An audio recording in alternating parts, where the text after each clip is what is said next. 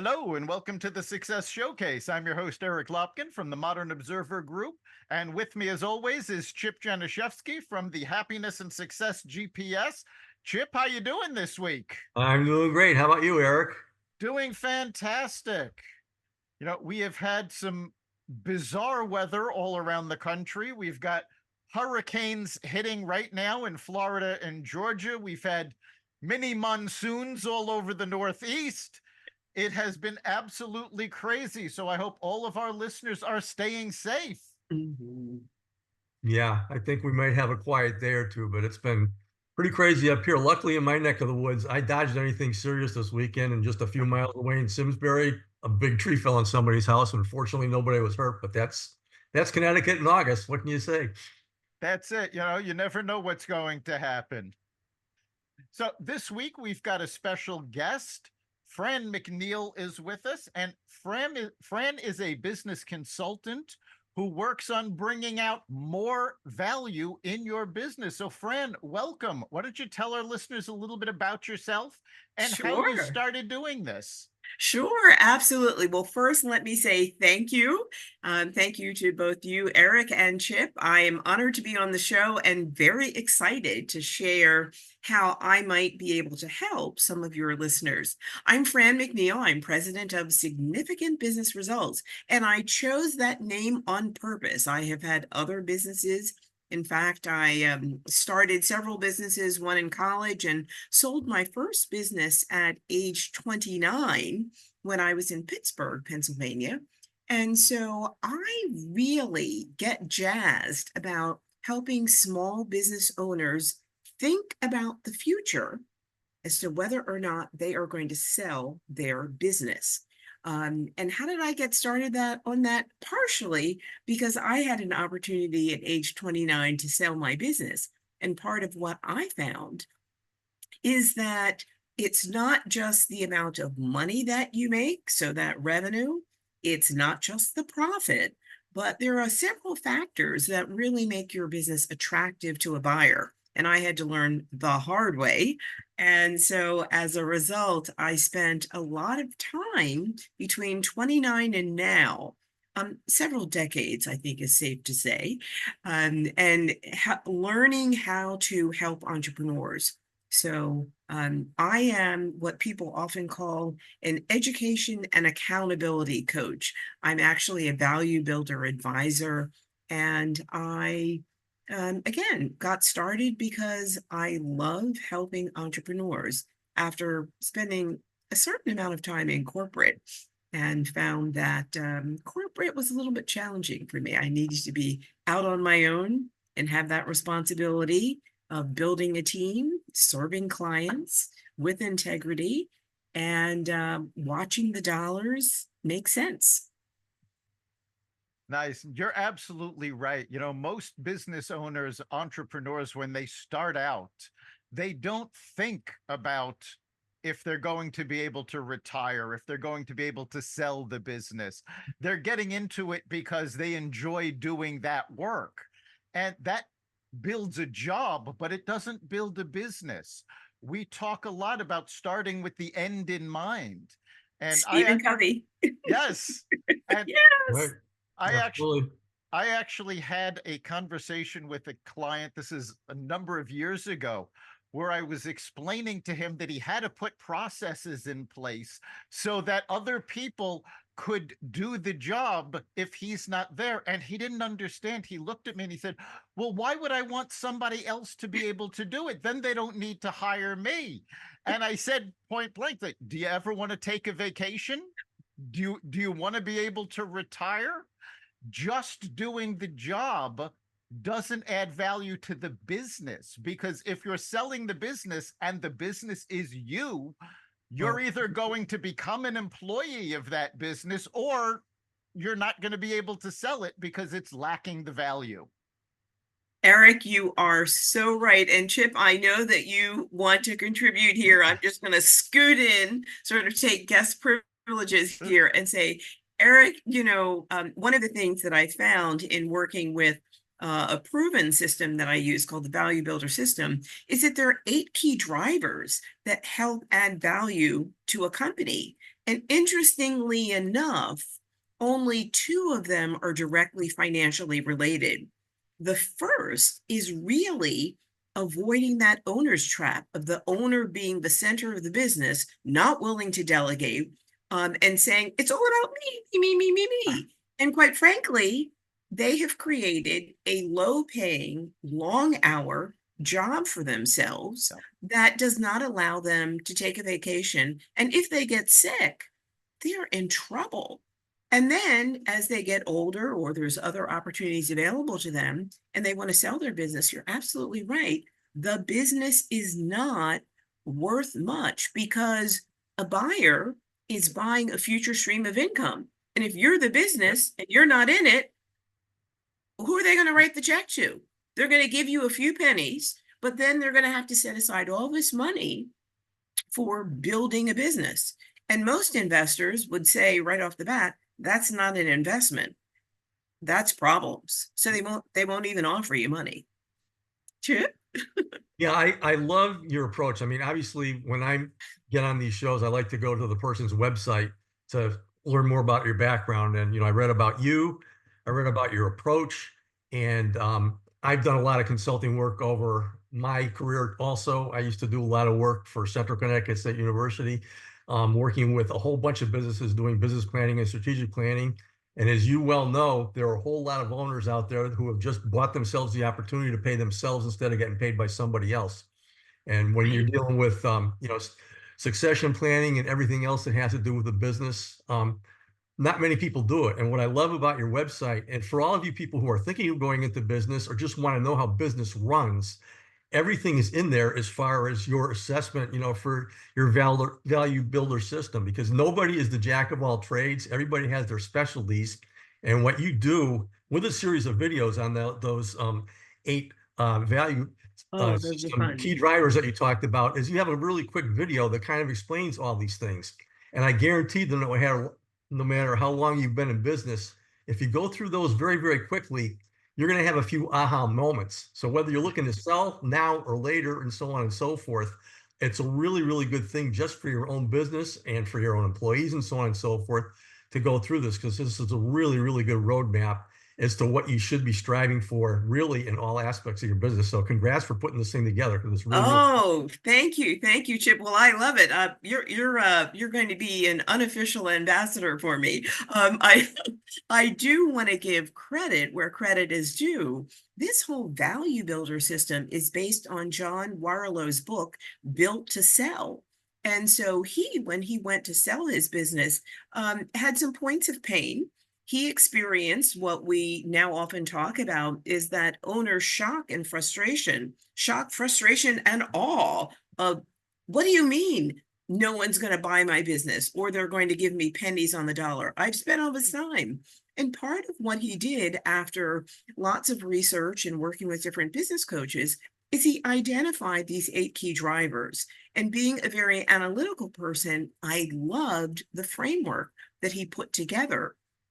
And so one of the things I don't think I've shared with you or your listeners is that for the last 11 years, I've worked with 886 small business owners. And that's because through the Community College of Philadelphia, they were awarded a Goldman Sachs Foundation grant. And so as a business advisor, as a lead faculty, as the executive director, I had the chance to work one-on-one with these business owners in the tri-state area, then that would be Pennsylvania, New Jersey, and Delaware. And they had a very structured 14-week program, and they created a growth plan. And what I found in watching, regardless of the industry, regardless of whether their revenue was $1 million or $10 million, we had someone with a business that was bringing in $12 million, that many of the business owners hadn't thought about what is their exit plan. They hadn't really thought about how to create systems and processes so that the business could run without them. And one of the things we did is we ran the program from 8 a.m. to 5:30 once a week on purpose. And many people never applied for that very reason. But we did that so that week after week, people were forced to step out of their business and figure out how their business was going to run without them. And usually by about week 3, we would ask people, and the first 2 days were back to back. So it was like Thursday, Friday, 12, 20 hours outside their business. And we would often say amongst the team, wonder what percentage of people would come back. People did come back because we fed them breakfast and lunch, but people would come back and they would say, wow, I thought I was prepared. Or they would say, you know what? So-and-so stepped up. People ask me on Monday, what is it that I do? Where are the notes? And I realized that I had a lot of things in my head, but they weren't written down. So people, as a result, I saw how experienced, talented business owners knew their business, but didn't necessarily run their business as a business. And they really weren't business owners. They were employees of their business. And so as I watched that sort of over the 11 years, I found that one of the missing pieces, again, was this not only planning for growth and planning for scale, but planning for exit. And these 8 frameworks are excellent if you're in the growth and scale stage. And to your point, Chip, there are many aha moments that people can have. And that's part of what I enjoy, I guess, as the oldest of 4 girls, sharing things with people and having them go, oh, you know what? I actually knew that, but I may not be doing it. And I'm like, if you really want to do it, I can help you. I can help hold you accountable. So it's a lot of fun. It's just amazing to see how business owners, again, can invest in themselves, invest in their business, and actually do more by doing less and do more by being more strategic. So Absolutely. It's important for business owners to remember, they may know their business backwards and forwards, but they have to share that knowledge, because if they're doing everything, then they're trapped there. And, we've been talking about this in terms of selling the business, when you're ready to leave, but it affects you so much more earlier than that, because it starts impinging on your work-life integration. It keeps you in the office longer than you might want to. If you really want a well-rounded life, you need to be able to create a business that runs as a system and that you can step out of and your employees can step in. absolutely. And it's so exciting to see employees step up and step into opportunities. And then many of the business owners that I work with say, there's aspects of this business that I like, but I actually like to do other things or work on other businesses or spend time with my grandchildren or take walks. Right. I know one business owner that he goes hiking with his wife, like 3 days a week. And he's essentially sold the business to his son. He does do a little bit of consulting, but he says to his son, you have me for 6 hours a week. That's it. I will babysit the grandchildren for more than that, but you have me for 6 hours a week. Yeah, it really is about, deciding what it is you want to do with your life, not just your business. And it really is so important, because also what a lot of business owners don't realize is that by keeping it all to themselves, by not systemizing, they're limiting the growth of their company, because there's only so many hours a day that they can be working. But if you can have 4 or 5 people doing that same thing, reaching out for more sales, producing more products, whatever it is that they need to be doing, you can grow more, you can make more, you can increase engagement in your employees. Which would you rather work in? An organization that you're a cog and you do the same thing over and over again because that's what you're told, or a business that you're actually part of the business and that you have a stake in. And that really, Eric, speaks to what you do with the Modern Observer Group. So I hear that passion, understanding your business, right? And we haven't talked about the impact on the community, but as business owners, you have an opportunity to be a leader in an expanded way. And Eric, to your point, as your employees are more involved in a meaningful way, they also have a chance, and you as business owner have a chance to make an impact in people's lives, not only your customers' lives. Ideally, you're more savvy in terms of negotiating with your vendors. It creates more value in your business. It's easier to get loans. You have different kinds of conversations with systems and processes with your accountant because you understand the financials and how transactions can make a difference. You're probably not taking all the money out of your business. You're not trying to set up your business so you're paying the least amount of taxes. Instead, you're showing in the financial documents that your business has value. So you're being strategic, and it really gives you an opportunity, again, to have an impact on your community. You hire more people. Maybe you contribute in a different way to some organizations. So you again, as a business owner, you have an opportunity to really make a difference. So on a personal and professional level. Yeah, Eric and I talked a whole lot about finding your why. Mm-hmm. And finding your why both personally and professionally. And if you are a business owner, whatever you do professionally as far as your business goes, has to be a part of what you want to be for your legacy and so on and so forth. And just understand that whatever you're doing with that is going to facilitate everything else that you want to do in your life. So you have to have a well-rounded personal strategic plan for every aspect. And the top driver is not how much money you make.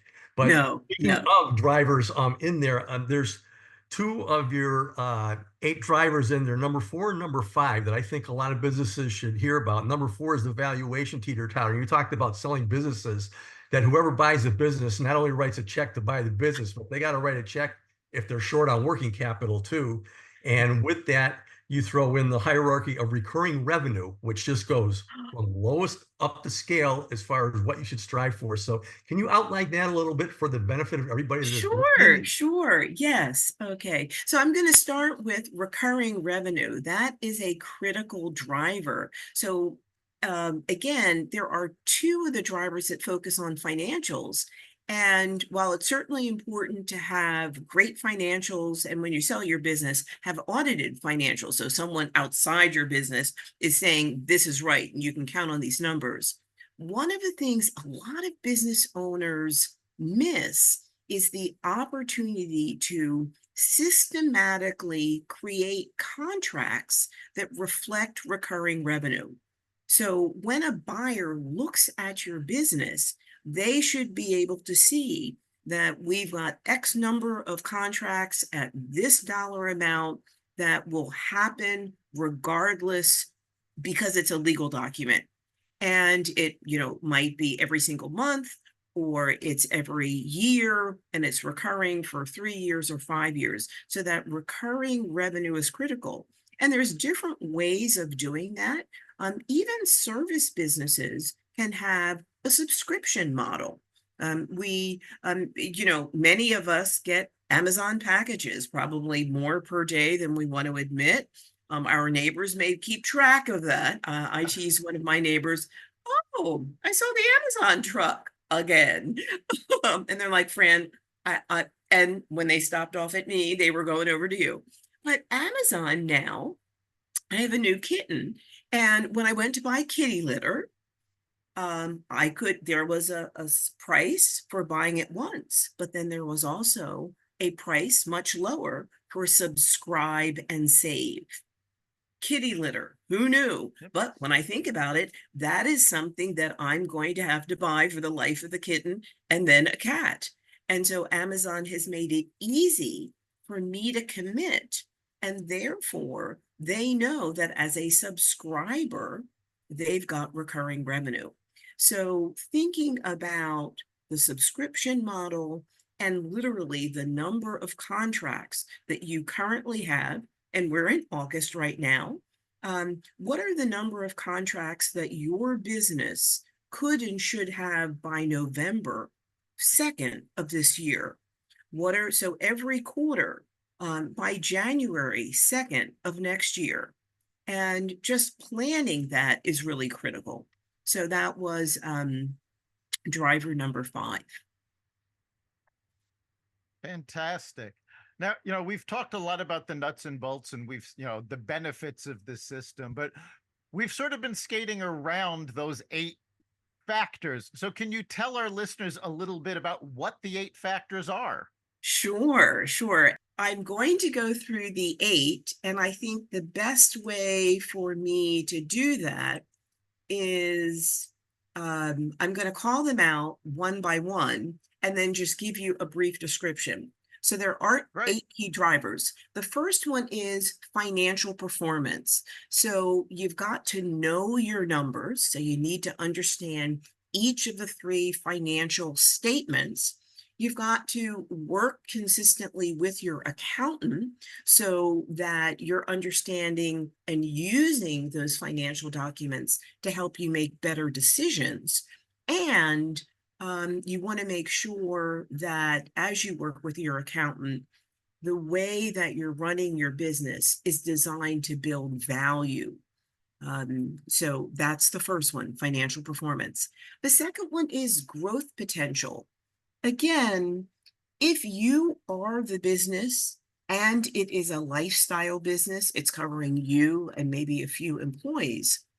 What you need to think about is from the buyer's perspective, if you're out and you don't have any indications that the employees are necessarily going to stay, what can a buyer see that shows that your business will have growth outside of you being in the business? So what are specific systems and processes, contracts, markets that you have that will, when the buyer writes that check, they're knowing that they're buying an ongoing concern. The third is, and this is John's term, the Switzerland structure. So making sure that your business is not dependent on one key employee, one key client, or one key vendor, and or a combination of all of those. So again, having your business run and in an effective way so that it's well balanced. Clients, vendors, employees. So those are sort of the legs of the business that then, along with the product and service, allow you to serve your best clients. The fourth one is the valuation teeter-totter, and that's what they call it in Britain. In America, we call it the seesaw. But just being, and Chris brought this up, just being aware that you've really got to manage your cash flow and understand that when the buyer goes to write a check, they write one to you, and they basically set aside money to make sure that there is enough for working capital. So if you can't demonstrate how you're using working capital and how much working capital is necessary and how working capital connects with covering the expenses and the profitability, you've got some work to do. The fifth is recurring revenue. There's actually 6 forms. I talked about 2. The subscription model, and also having reoccurring contracts. The 6th is a little bit of a misnomer, but it's important to think about. And it's this concept of having a monopoly. And you may say, well, I'm a graphics design business, or, I sell a specialty frozen vegan smoothie. So like, how can I have monopoly? But it's the idea of really paying attention to who are your ideal clients, why do they choose you, and setting yourself up based on your understanding of your ideal clients and your financials so that you're the only choice in your client's mind. So it does connect with marketing. The seventh is customer satisfaction. So many businesses don't know their net promoter score, and there's a process to basically discover what do customers say about you. And that's going to be important when a buyer looks at your business because they want to know that not only do the financials say it's valuable, but do the customers, the outside world, say over and over that they'll do repeat business with you and they'll refer business. And then the eighth one is the hub and spoke myth. So again, we mentioned this earlier, a lot of owners take pride in the fact that the business is me. No decisions are made without me. Everything goes through me. I'm the expert when, if you're a consulting business, oh, people have to talk to me. I'm the prime one. Well, as Eric mentioned, then what that means is you are the business. You probably don't get a vacation. You probably have a very low paying, high hour job. And that's not attractive to outside folks. So these 8 key drivers, and I put them on my website, which by the way is www.significantbusinessresults. I put them on the website and I have little 3-minute videos because I am very comfortable wanting people to know things that they need to pay attention to. And as a result, many people go ahead and take the value builder assessment so that they can see where their business falls on these 8 key drivers. So I'll stop, Eric and Chris. I said a lot, but I did want to, as you requested, go over the 8 key drivers. And I'm glad you did. But we are actually coming up on the end of our time. Right. So before we go, if our listeners want to get a hold of you, use your services, how can they do so? Sure. Well, I would welcome that opportunity. You can connect with me on LinkedIn, and my LinkedIn handle is Fran, Franne McNeil. You can also go to my website, Significant Business Results, all smushed together because I am really committed that when you work with me and my associates, that you get business results that are significant. And I have the same handle on Facebook and LinkedIn. So that would be the best way. Significant Business Results. And I am your trusted value builder advisor. And I'm dedicated to helping you grow, scale, and prepare to sell your business. I do want to note, Chris and Eric, that I am not a business broker. I am not an M&A attorney. I am not a CPA. And those are some of the strategic partners that I have. So once you're prepared to sell, there are folks that I can guide you to that will help you now that you know the value of your business and they know the value of your business, get the top dollar. Fantastic. It's been great having you here today.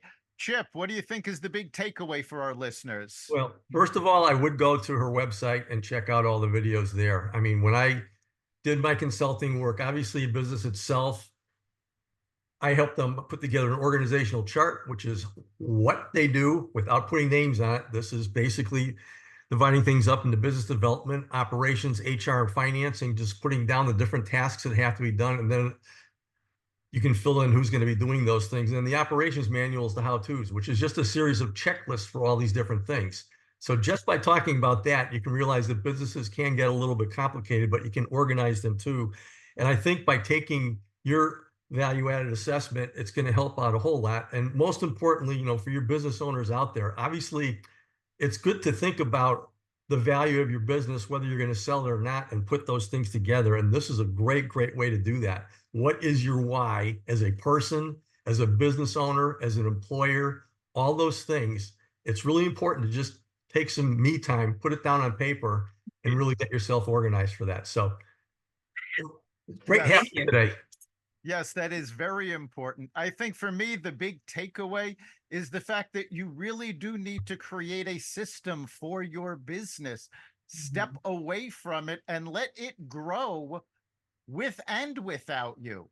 This way, you have a better work-life integration. You can sell it when you're ready. But the planning for that has to start way in advance of your decision to sell. You have to have the pieces in place early. Absolutely. You've been listening to the Success Showcase. You can catch every episode at xvadio.com, the Apple Podcasts app, Google Podcasts, Spotify, iHeartRadio, Audible, Amazon Music, and wherever you find podcasts.